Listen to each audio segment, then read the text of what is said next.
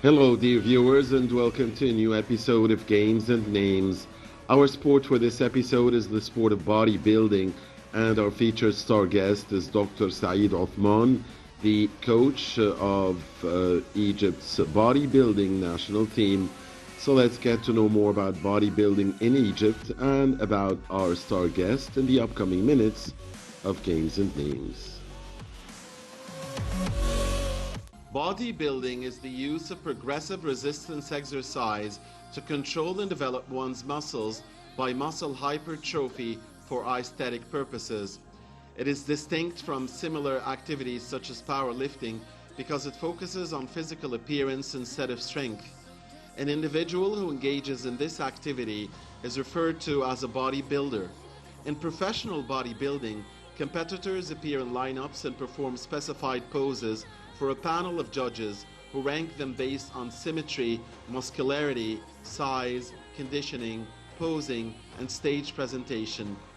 Bodybuilders prepare for competitions through the elimination of non-essential body fat, enhanced at the last stage by a combination of extracellular dehydration and carbo-loading to achieve maximum muscular definition and vascularity. They also tan and shave to accentuate the contrast of their skin under spotlights. Bodybuilding takes a great amount of effort and time to reach the desired results. A bodybuilder must first be able to gain 8 to 20 pounds a year if he or she lifts for 7 hours on a weekly basis. However, gains begin to slow down after the first 2 years to about 5 to 15 pounds. After 5 years, gains can decrease to just 3 to 10 pounds. Some bodybuilders use anabolic steroids and other performance-enhancing drugs to build muscles and recover from injuries more quickly, but competitions sometimes ban the use of drugs because of the health risks or considerations regarding fair competition. Despite some calls for testing for steroids, the leading bodybuilding federation, the National Physique Committee, does not require testing. The winner of the annual IFBB Mr. Olympia contest is generally recognized as the world's top male professional bodybuilder. Since 1950, the NABBA Universe Championships have been considered the top amateur bodybuilding contests, with notable winners such as Reg Park, Lee Priest, Steve Reeves, and Arnold Schwarzenegger, of course. As far as professional bodybuilders are concerned, it is important to keep in shape all the time. And in the modern bodybuilding industry, the term professional generally means a bodybuilder who has won qualifying competitions as an amateur and has earned a pro card from their respective organization. Professionals earn the right to compete in competitions that include monetary prizes. A pro card also prohibits the athlete from competing in federations other than the one from which they have received the pro card. Depending on the level of success, the bodybuilders may receive monetary compensation from sponsors, much like athletes in other sports. My name is Saeed Othman. I'm the coach of Egypt's bodybuilding national team. I believe that bodybuilding is the most beautiful sport. In Egypt, it has a very special status. It has achieved the best results amongst all other sports in Egypt internationally. We have a history and tradition in the game here in Egypt. I dare to say that we are the masters of bodybuilding globally. Bodybuilding is an American sport, but it is the most popular and most successful sport here in Egypt.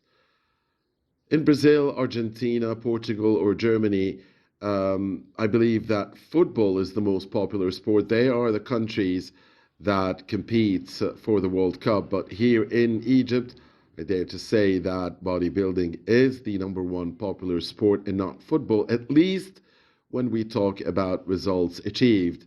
I mean, football has achieved very little historically, internationally here in Egypt compared to bodybuilding. And this is why I dare to say that bodybuilding is the number one popular sport here in Egypt.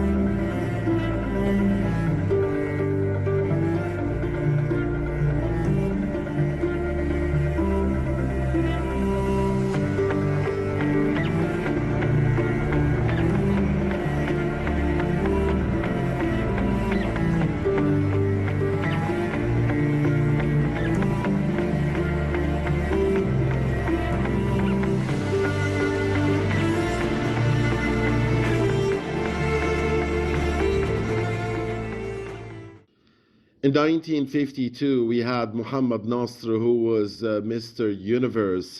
Then we had Tony Bullis in 1954, and he was first globally on the amateur level and second in 1955 after America's Paul Wilter. Then in 57 came Kamal Nigmuddin and Ibrahim Al Arabi. And in 58, it was Ibrahim Al Husseini Al Ahmadi, who was the star of Egypt and the world. Now, unfortunately, between 1958 and 1963, there were no international competitions. And then came the giant, Abdul Hamid Al Gindi. And he was not only the world champion, he was also the head of Egypt's bodybuilding federation. And he captured the Mr. Universe title in 63 and 64 in London and Paris, respectively. Then in 79 came Muhammad Mustafa Muhammad Ali Al Mikawi, and he was the first in Montreal. We can say that Al Mikawi is the first big Rami that we've had in Egypt. Al Mikawi and Big Rami are Egypt's top two professionals over the course of history in bodybuilding. Of course, Big Rami now is number one in the world, and no one can get near his status. The amateur level, we had Shahat Mabrouk and Ahmed Anwar Al Amawi, who we must mention. They both were world number one for 11 years on the amateur level.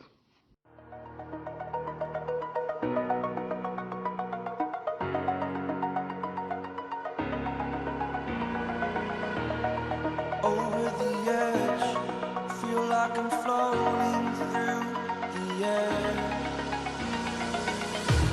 The pain I felt is paid for, all is said and done. Oh, I am restricted, fixed upon the web. I need to kick the habit that my mind is breathing in. Break out, I've got to see. Spent all my life holding all of it closely. I played it innocent, a feel of discontent. I'm finally facing it all, fearless.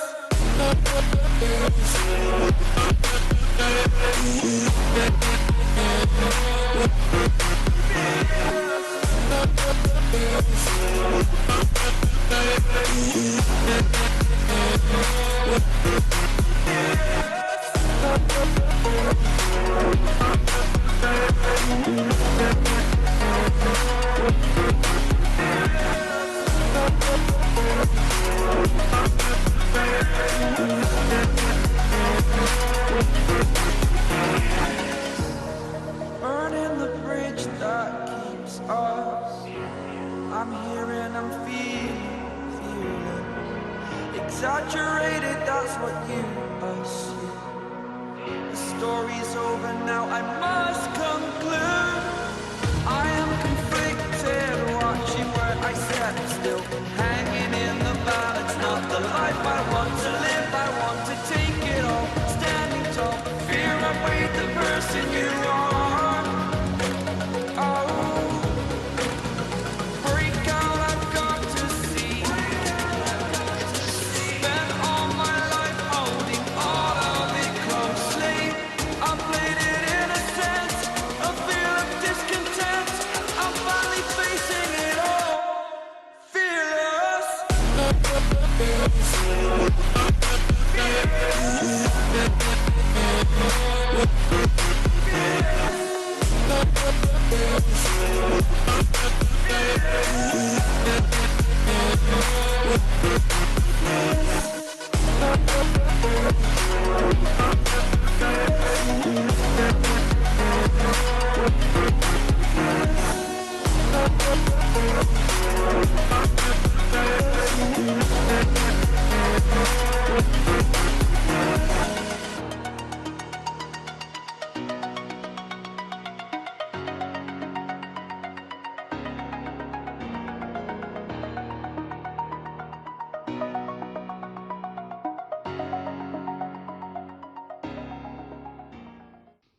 At the Olympic Committee here in Egypt, which I am a member of at the Public Relations Department, we have an order of priorities for the different sports. And because bodybuilding is not an official Olympic sport, it is down there in the list, nowhere near the top. At the top of the list comes athletics or track and field, and then swimming, then gymnastics, weightlifting, football, basketball, handball, and then the rest of the sports. But I can understand this because, again, bodybuilding is not an official Olympic sport, and because track and field has so many different events where refereeing or umpiring does not interfere at all. It's all about the numbers. You have different running events, for instance, and the 100, 200, 400, 800, 1500, 5,000 meters, and you name it, in running. Then you have jumping contests like the long jump, the high jump, and then you have the pole, the vault, and you have also the throwing contests like the discus, the hammer, the javelin, and you name it. There are all competitions that depend on numbers. I mean, refereeing doesn't have to do nothing with the outcome. So again, I understand why bodybuilding is down there at the list of priorities for the Olympic Committee here in Egypt. I wish to see it differently, but this is the case now, and I understand that.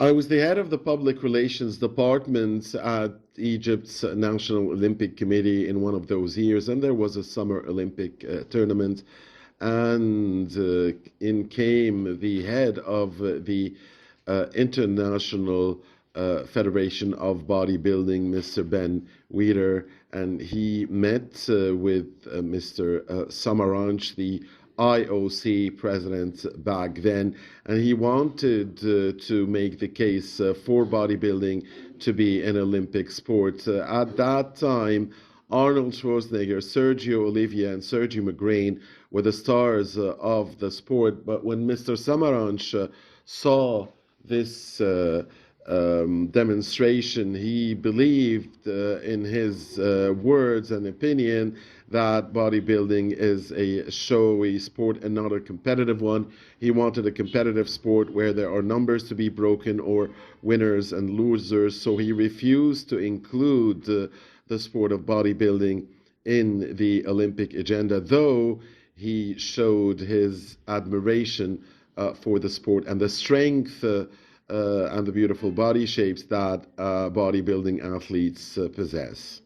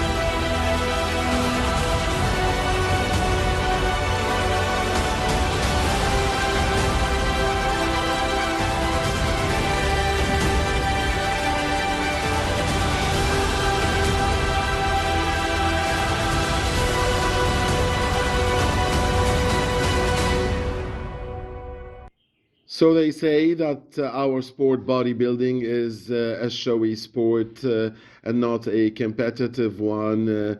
And they compare it to athletics, they compare it to swimming, where, for instance, you have 50 meters, 100 meters, 200 meters, and other races. You have the crawl, the breast, the back, the butterfly, and you name it. And it's all about numbers. So again, the criticism directed to our sport is where is the competition, and this is why we are not an Olympic sport. It is a beautiful sport to watch, though, and the most popular one here in Egypt, as I said, at least if we judge by the results. And I suggest that we would combine some powerlifting with bodybuilding in one sport to be able to put it on the Olympic agenda, because there you would have the competition. One unfortunate bad thing about our sport is the injuries and the diseases that many of our athletes do suffer from, especially renal failure. We've had Flex Uller, Lee Press, Dori Agnes, and here in Egypt, Nasser Assumbati, dying from renal failure, mainly due to the bad habit of the use of steroids. And then recently, we've had some athletes like Ronnie Collins dying from cancer, and others suffering from strokes, again, due to steroids, something we must stay away from.